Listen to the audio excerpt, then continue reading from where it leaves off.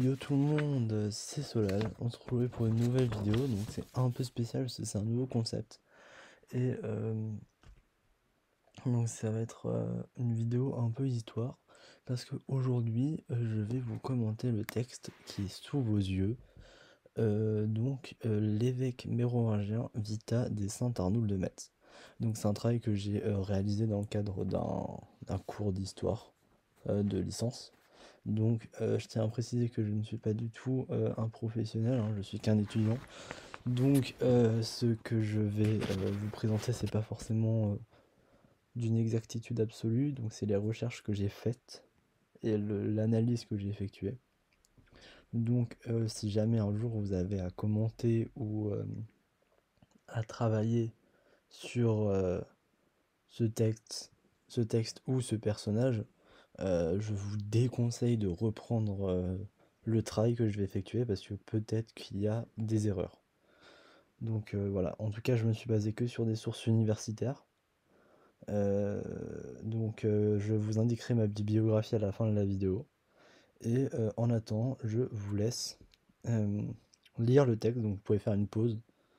Est-ce que je peux zoomer un peu? Non, je vais pas pouvoir zoomer, mais de toute façon je vous laisse faire une pause, normalement c'est, je pense, assez grand. Et puis de toute façon on va revenir sur à peu près tout le texte. Donc je vous laisse faire une pause et puis dès que vous avez fini de lire, si vous voulez lire, eh bien je vais commencer à commenter. Donc ce texte, c'est un extrait de Vita de Saint Arnoul de Metz. Donc c'est une hagiographie qui date de environ 641 de notre ère. Donc c'est une hagiographie, donc c'est une biographie de personnages saints. Ce genre, il a été inauguré vers le IVe siècle avec la vie de saint Antoine et la Vita Martini de saint Sulpice. Donc ces deux ouvrages ont été félicités par Paulin de Nole. C'est à partir de là que les vies de saints se sont multipliées, et ce jusqu'à ce qu'on en dénombre plus de 10 000 du genre, rien qu'en latin. La sainteté, en fait, c'est un phénomène spirituel, l'expression, la recherche du divin, donc un phénomène qui est spirituel, théologique, religieux, social ou institutionnel. Les saints y rendent confiance aux hommes et ils leur assurent une santé psychologique et physique. Les évêques, eux, combattent les survivances du paganisme en développant le culte des saints. En effet, donc en parallèle de l'arrivée des peuples francs, il y a une, une christianisation de l'Occident. L'Occident, ça va pas être l'Occident tel qu'on le connaît aujourd'hui, mais l'Occident christianisé. Est-ce que j'ai mis une carte? Je vais essayer de bouger mes diaporamas en même temps. Globalement, dans l'Occident, on va comprendre une bonne partie de la France actuelle, une partie de l'Espagne, même si l'Espagne est fortement contestée avec les peuples musulmans. L'Italie, qui est quand même le siège du pape, et une partie de l'Allemagne, enfin de l'Europe centrale. La christianisation a lieu, et à côté de cette christianisation, on a la migration des peuples francs qui, depuis le IVe siècle, s'installe progressivement. Le peuple franc le plus connu, c'est celui de Clovis, qui a conquis une majeure partie de ce qu'on appelle le Regnum Francorum. Ça va être hop, ce que vous voyez, la carte de gauche, qui constitue le royaume franc au temps de Clovis. À sa mort qui arrive en 511, ce territoire est séparé entre ses fils. Donc en fait, c'est dû à la loi salique. La loi salique qui est une loi franque qui en fait fait en sorte que les territoires soient divisés en parts égales entre chaque fils. Les territoires qui découlent de ce partage sont disputés par la descendance des différents fils, donc entre ses fils, mais également ses petits-fils, etc. Jusqu'à l'élément qui va nous intéresser. Ils vont être unifiés à nouveau par Clotaire II. Excusez-moi, c'est l'élément qui nous intéresse. C'est Clotaire II qui réunifie le Regnum Francorum, au terme d'une guerre contre l'Austrasie, et également le supplice de Brunehaut. Donc le supplice de Brunehaut qui a lieu en 613. Donc l'Australie, comme vous pouvez le voir, c'est un royaume franc qui s'étendait du nord-est de la France actuelle au bassin moyen et inférieur du Rhin. Donc vous pouvez voir le territoire de l'Austrasie sur la carte de droite et également les autres territoires qui composaient un peu le territoire franc, donc avec la Neustrie au nord, la Burgondie aux alentours qui représente un peu les régions de Lyon actuelles, même si c'est beaucoup plus grand, mais c'est en gros à peu près dans ces eaux-là. On a l'Aquitaine donc qui représente vers Bordeaux et plus grand bien évidemment. Puis on a la Bretagne qui n'est pas encore rattachée à la France, enfin au territoire équivalent à la France. Si on peut pas parler de France à cette époque-là, bien évidemment. Donc on peut voir que l'Occident est également marqué, outre la christianisation et l'arrivée des peuples francs, par l'apparition du colombanisme. Donc le colombanisme, il apparaît à partir du VIe siècle et il provoque un élan missionnaire chez ses adeptes en Irlande. Donc en gros, ça veut dire que les adeptes du colombanisme, donc c'est un mouvement chrétien, vont vouloir aller convertir d'autres gens en se déplaçant, en allant leur parler, etc. Donc ils sont poussés à partir plus loin et notamment vers l'Occident et chez les Francs. Donc leurs règles, elles sont caractérisées par la pénitence, le monachisme, donc c'est le repli dans un monastère, et la prédication. Cette forme de christianisme va se heurter à celui de Rome, car il va avoir des désaccords sur certains points, comme la date de Pâques, et des fois ça peut paraître schismatique.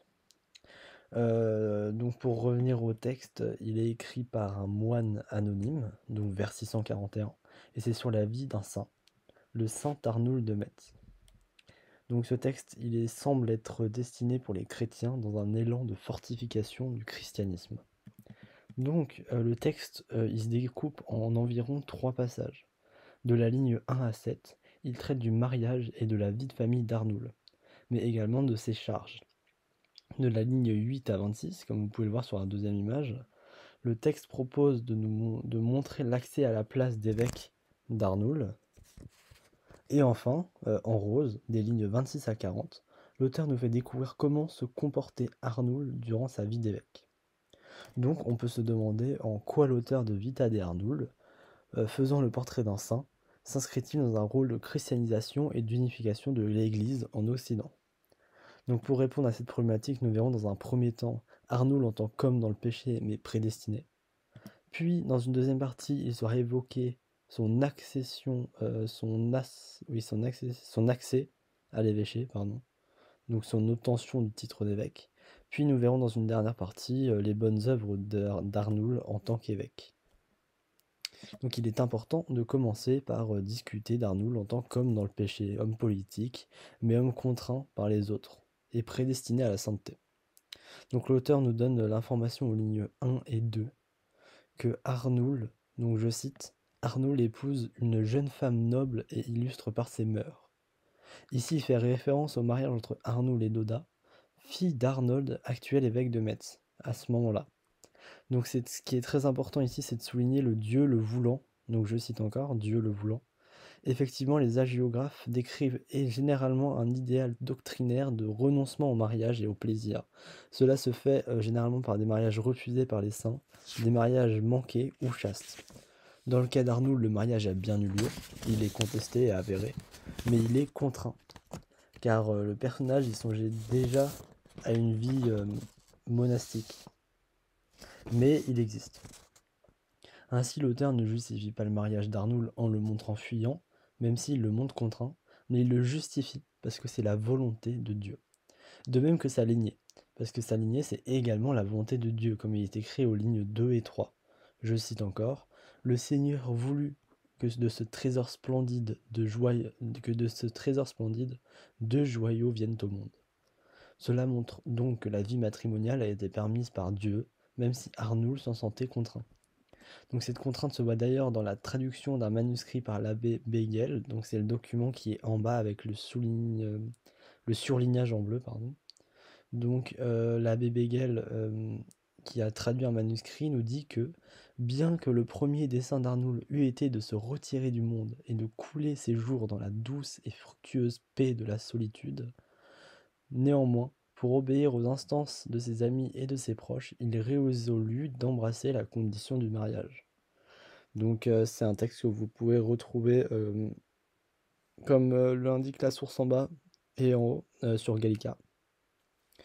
Donc c'est un texte qui est pas contemporain à l'époque, donc peut-être un peu moins fiable, vu qu'il date environ, la traduction date du 19e je crois.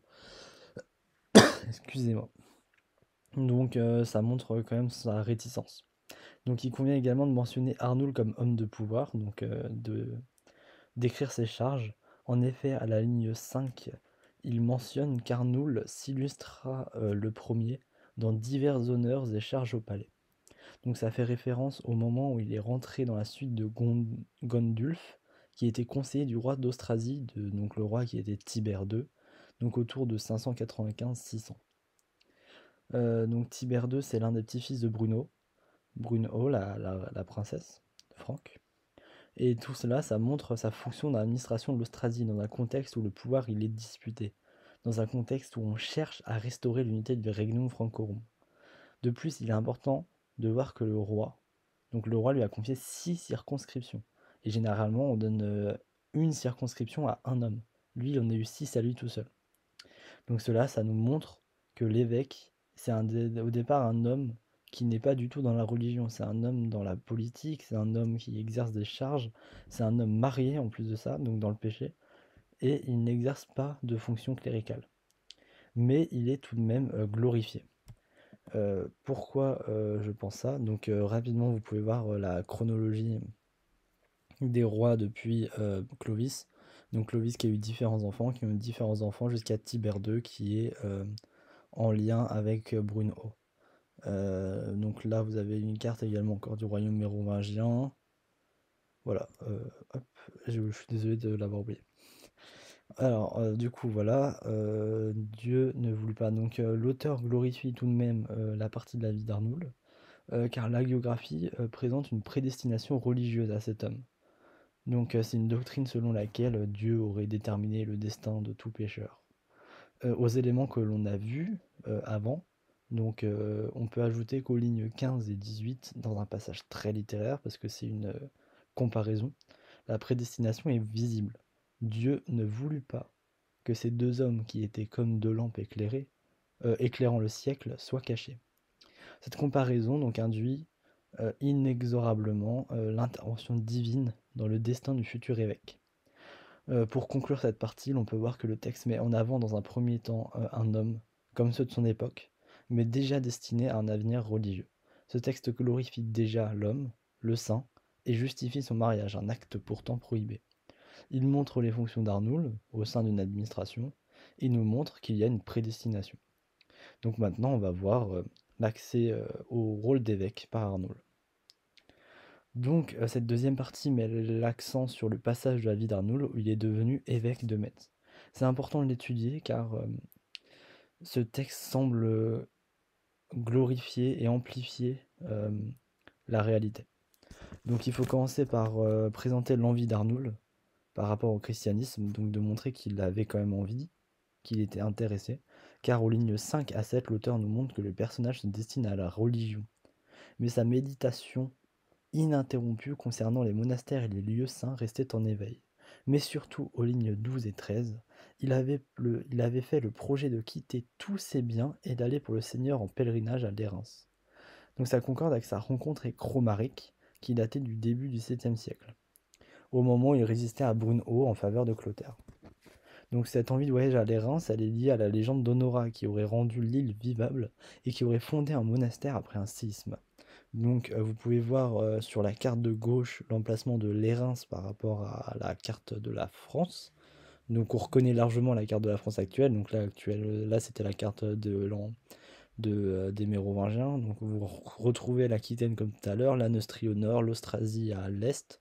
Et on retrouve la forme de la France actuelle. Donc si vous regardez bien, c'est tout au sud, au niveau de la mer Méditerranée, en dessous des villes méditerranéennes comme Nice, Cannes. Et sur la carte de droite, du coup, vous pouvez voir que c'est vraiment juste en dessous de Cannes et que vous avez 2 îles, dont une île avec l'abbaye des Reims. Donc, il est attiré par la légende d'Honora et l'île de Lérins. Et ça nous montre que c'est par cette culture chrétienne que Romaric et Arnoul sont intéressés. Ils se dirigent vers le christianisme qui est alors en pleine extension. L'auteur il insiste sur ce point. Certes, Arnoul est prédestiné, mais c'est également lié à sa volonté. En effet, l'auteur il poursuit son hagiographie avec la comparaison des lignes 15 à 18. Donc c'est étudié en première partie, donc comme on l'a vu, puis il arrive à sa nomination en tant qu'évêque. Et c'est là que l'exactitude des propos sont à étudier avec doute, car aux lignes 20 à 21, l'auteur nous dit que la ville de Metz ait perdu son évêque, et que le peuple acclama d'une seule voix Arnoul. Il ajoute aux lignes 23 et 24 que c'était la volonté de Dieu. Il accepta le gouvernement de cette ville. Cette citation fait référence à la mort du précédent évêque de Metz, Papol, en 614. Effectivement, à cette époque, généralement, le choix des évêques, ça se faisait par l'acclamation du peuple et puis la validation par un, un autre système clérical. Mais ici, c'est pas du tout le cas. Donc, malgré ce qu'entend le texte. Car en 614, lors de l'édit de Clotaire, dans lequel. Donc en 614, par contre, pardon, excusez-moi, il y a l'édit de Clotaire, dans lequel il normalise le choix par le roi de quelqu'un en fonction d'évêque. Et dans ce cas précis, c'est Arnoul qui est choisi par Clotaire. Donc grâce à la confortation de l'édit. Donc on peut se demander pourquoi Arnoul est choisi. Et par ailleurs, pourquoi cette question est importante, pourquoi on la soulève. Donc ça a son importance car Arnoul, Romaric et Pépin de Landen, donc un an plus tôt, avaient soutenu Clotaire II, qui était alors roi de Neustrie. Il y a un an auparavant, qu'est-ce qu'on a vu tout à l'heure? C'était qu'il combattait Brunehaut pour récupérer l'Austrasie et qui voulait réunifier le royaume franc.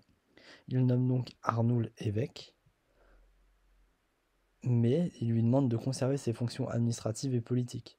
Donc en plus de ça, il lui confie l'éducation de Dagobert qui va hériter de l'Austrasie plus tard, selon Clotaire.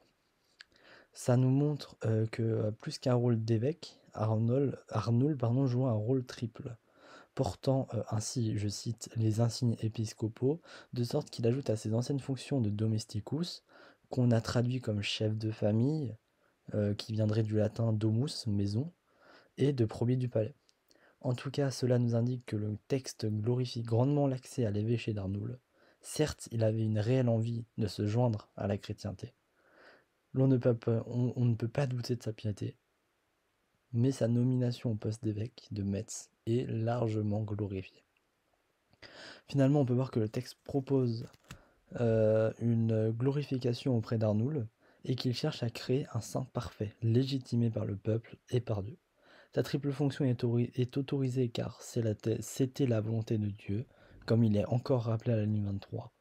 Et dans cette dernière partie, il faut voir l'influence qu'a ce texte sur l'unité religieuse et notamment l'acceptation du colombanisme. Donc rapidement, c'est un tableau de Stefano Bianchetti qui illustre le supplice de Brunehaut lors de sa défaite face à Clotaire. Donc voilà, ça c'est les points qu'on abordait à la fin. Donc encore une fois avec une carte du royaume des Francs, plus le supplice de Bruno, le Regnum Francorum, et puis hop, la partie 3. Donc cette dernière partie, on va mettre en avant Arnoul dans son rôle d'évêque, car les évêques ont des rôles religieux mais également civils. Donc ils ont notamment des responsabilités municipales. Donc il faut voir l'influence de ce texte dans l'unification du christianisme, et également le rôle des hagiographes pour accentuer la place de ces personnages. Donc tout d'abord, on peut voir que il va faire des bonnes œuvres, donc qui sont citées dans le texte. Donc à la ligne 32, on parle de recevoir les moines et pèlerins et veiller très dévotement à laver de ses propres mains les pieds des gens. Donc ça fait référence à la religion comme elle est pratiquée dans un premier temps par les évêques chrétiens durant l'arrivée des Francs. Donc il prie pour les autres, il réalise des bonnes œuvres, donc pour atteindre le salut. Et ici, saint Arnoul, il est présenté comme le bon chrétien qui accueille ses invités et qui se donne pour eux.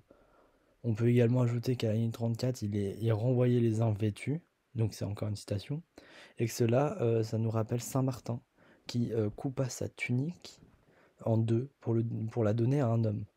Donc il s'inscrit dans la lignée de ses prédécesseurs. Donc là, je vous ai mis une représentation, une gravure de Saint Martin au palais de justice d'Amiens. Donc là, vous pouvez le voir sur la gravure. Donc lui, il est sur son cheval et il coupe sa tunique pour la donner à un mendiant. Donc en parallèle de ce mode de vie, donc qui est parfaitement chrétien, on peut voir également qu'aux lignes 35 à 40, on nous décrit un mode de vie plus lié à l'ascétisme. Donc c'est un mode de vie qui est hérité de Saint Colomban. Donc après des jeûnes de 3 jours et plus, ou à l'intérieur d'une tunique il cachait un cilice, donc c'est 2 citations encore une fois que vous pouvez retrouver en jaune. Tout ça, ça se réfère au mode de pratique monastique de Saint Colomban en Irlande, qui est entré en conflit avec la façon de faire des Occidentaux. Donc ce saint, il prônait une forme de pénitence dans ses règles. Il faisait exactement comme est décrit le comportement d'Arnoul. Le cilice sous ses vêtements, donc c'est une ceinture rugueuse, désagréable, comme vous pouvez le voir sur l'image. Des fois, ça pouvait être en peau de pète, donc ça pouvait gratter. C'est comme si on mettait du poil à gratter. Mais enfin, des fois, là, le cilice que vous voyez, c'est bien plus violent, mais pour vous résumer. Donc ça nous montre qu'il y a donc le fait qu'il suit cette pratique d'ascétisme, de mode de vie à la Saint-Colomban, ça peut nous faire voir une fusion, une unification entre les règles de pratique. Donc par exemple, Peter Brown a théorisé les chrétientés. Donc les chrétientés du début du Moyen-Âge, c'est-à-dire qu'il y avait plusieurs façons d'être chrétien. Et du coup, ça montre qu'il y a une tentative d'unification à travers les hagiographies, de montrer que à travers une hagiographie d'un saint, ce qui est un pléonasme, on va faire en sorte d'unifier le fait les pratiques de Saint Colomban et les pratiques plus acceptées par Rome. Donc il est également, du coup, dans ce cadre-là, nécessaire de parler des légendes autour d'Arnoul, qui lui ont valu ce rôle de saint parfait. Donc aux lignes 28 et 29, l'auteur nous indique que des pauvres venaient des régions et cités les plus lointaines. Donc ça nous amène à penser aux nombreuses légendes qui ont été créées après sa mort, et dont l'auteur a pu se nourrir pour agrémenter son propos. Donc par exemple, on peut parler de la légende liée à ces reliques qui ont été transportées par des hommes. Donc ceux-ci, ils étaient vraiment en train de... donc selon les sources, ils mouraient vraiment de soif et ils priaient Saint Arnoul pour avoir de quoi se désaltérer. Et par miracle, leurs tonneaux, en fait, ils se sont remplis de bière et ils purent boire. Donc même si c'est... voilà quoi, c'est pas véritablement une vraie histoire, mais en tout cas, ça nous permet de voir les reflets de l'époque. Parce que c'est quand même à l'époque, donc c'est des contemporains qui ont cru à cette histoire, qui ont colporté cette histoire. Et du coup, ça nous permet de voir l'image qu'on a voulu qu'il laisse derrière lui. Donc c'est évident que les hagiographes se sont nourris des légendes et des mythes pour leurs saints, afin de les rendre encore plus glorieux. Donc pour conclure cette partie, on peut voir qu'à travers cette œuvre, Saint Arnoul bénéficie d'une image très sainte. Il bénéficie d'une image de perfection, et cette image permet également à l'auteur de réconcilier les chrétientés qui se distinguent à cette époque. Nous avons donc vu dans un premier temps qu'Arnoul est un homme dans le péché, mais qu'il était prédestiné, ou en tout cas que l'auteur pensait prédestiné. Dans une deuxième partie, nous avons vu l'accès à sa place d'évêque, différente dans le texte et la réalité. Et enfin, dans un dernier temps, nous avons vu ses œuvres lorsqu'il était évêque. Donc pour répondre à la problématique, on peut affirmer que l'auteur de Vita de Arnoul, à travers le portrait du saint, essaie de montrer un Occident chrétien et unifié. Il n'hésite pas à mystifier et glorifier la réalité afin de montrer l'image d'un saint parfait. Ainsi, dans le déroulement de sa vie, Arnoul passe d'un homme contraint à un grand évêque parfait et à un saint. Donc ce texte a une portée qui s'inscrit dans les œuvres de son époque. C'est une hagiographie parmi les centaines qui ont paru sur cette période. Effectivement, elle n'apporte pas spécialement d'originalité. Comme je vous l'ai dit, il y a eu énormément d'hagiographies à ce moment-là. Mais il peut être très important pour les historiens, car il est le reflet de l'époque à laquelle cette œuvre a été écrite. Donc en étudiant ce texte, les historiens peuvent en apprendre plus sur les mœurs, sur les pensées, sur l'imagination, sur les traditions de l'époque. Donc c'est encore plus vrai pour les vitae qui sont écrites vers le bas Moyen Âge. Parce que par exemple, on peut voir qu'il y a une seconde Vita d'Arnoul qui va paraître au bas Moyen Âge, donc vers le 12e je crois, et qui permet à son tour de refléter son époque. Donc il faut quand même se méfier de ces textes et généralement des œuvres hagiographiques, car souvent elles sont des sources de récits glorifiés et améliorés, donc comme on l'a vu avec ce texte. Et donc il faut l'étudier avec soin, et c'est d'autant plus vrai avec Arnoul de Metz, car par sa généalogie, en fait, c'est un ancêtre de Charlemagne. Et donc c'est un des ancêtres de la dynastie carolingienne, et ça permet en fait, au moment où les Carolingiens vont prendre le pouvoir, ça va leur permettre en fait de justifier leur prise de pouvoir. Donc je vais vous présenter brièvement ma bibliographie. Donc, le premier ouvrage que j'ai utilisé, c'est celui de Anne Wagner sur les saints et l'histoire, source hagiographique du Haut Moyen Âge. Donc, cet ouvrage, en fait, c'est un recueil de sources qui m'a permis de retrouver le texte que m'avait donné mon professeur. Donc, ça a été très important, car, en fait, comme je vous l'ai dit en conclusion, il y a deux Vita de Arnoul. Il y en a une qui date du XIIe siècle et une qui date du 6e, enfin du 7e plutôt. Et comme je ne savais pas quand datait la mienne, j'ai dû retrouver la source originale que j'ai trouvée là-dedans. Ensuite, j'ai utilisé les manuels. Donc ça, c'est des manuels qui sont très très bien, en tout cas en L1. Donc c'est le manuel Rouge, donc le Moyen-Âge en Occident, et le manuel Covio, donc le Moyen-Âge en Occident, encore une fois. Donc je vous laisse prendre les références. Donc ça m'a permis d'éclaircir le contexte, parce qu'il n'y avait pas il y avait rien sur Arnold de Metz, il n'y avait vraiment pas grand-chose. Mais par contre, ça avait beaucoup de choses sur Clotaire II, Brunehaut, la réunification, l'arrivée du saint-colombanisme, l'arrivée de la chrétienté, etc. Donc ensuite, j'ai utilisé des ouvrages de synthèse. Donc ça, c'est des ouvrages qui me permettent, qui sont beaucoup plus précis sur mon sujet. Donc par exemple, Vie de saint, vie de famille, représentation et système de la parenté dans le royaume mérovingien. Donc ça, c'était vraiment un très très bon ouvrage. Donc parce que ça m'a permis de voir les règles un peu imposées au saint. Et il y avait également Histoire du christianisme. Donc là, ça peut pas être plus précis que ce que je recherchais. Donc c'était littéralement l'histoire du christianisme et des évêques, parce que c'est le tome 4. Ensuite, j'ai utilisé des atlas. Donc toutes les cartes qui sont présentes dans le diaporama, comme celle-là, euh, celle-là, celle-là, etc., elles proviennent de ces trois atlas-là. Donc l'atlas du Bi, plus les atlas historiques de la France et l'atlas historique mondial. Donc je vous laisse prendre également les références. Donc ça, toutes les cartes viennent de là. Il y en a, j'ai pioché nulle part ailleurs, sauf celle en bas à droite. Ça, c'est du Google Maps. Mais les autres, c'est Atlas. Et enfin, des dictionnaires. Donc le plus important, ça a été celui de Armogat Jean-Robert, le dictionnaire des saints et grands témoins du christianisme, car il y a toute une partie sur Arnoul de Metz. Donc c'est un des seuls endroits où il y a vraiment une partie très très détaillée sur la vie d'Arnoul. Et ensuite, le dictionnaire raisonné qui permet donc de Le Goff, de Jacques Le Goff, qui permet comment dire, de entreprendre à étudier, commencer à étudier des grandes notions, comme la notion d'évêque, la notion de Moyen-Âge, etc. Donc c'est plus des notions, hein. Vous n'aurez pas de définition d'évêque de petits points égale ça. Ça va vraiment être des définitions très très très conceptuelles. Et enfin le dictionnaire de Pierre Richer, donc Pierre Richer qui est pour cette période-là, je trouve, un des meilleurs historiens.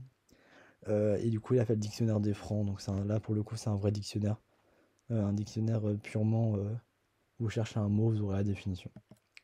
Donc voilà. Donc si vous voulez une vidéo où je vous présente plus la façon dont j'ai fait le commentaire étape par étape, bah, vous pouvez me demander en commentaire, je pourrais essayer de le faire. En attendant, j'espère que ça vous a plu. Et moi, je vous dis à la prochaine. Bisous!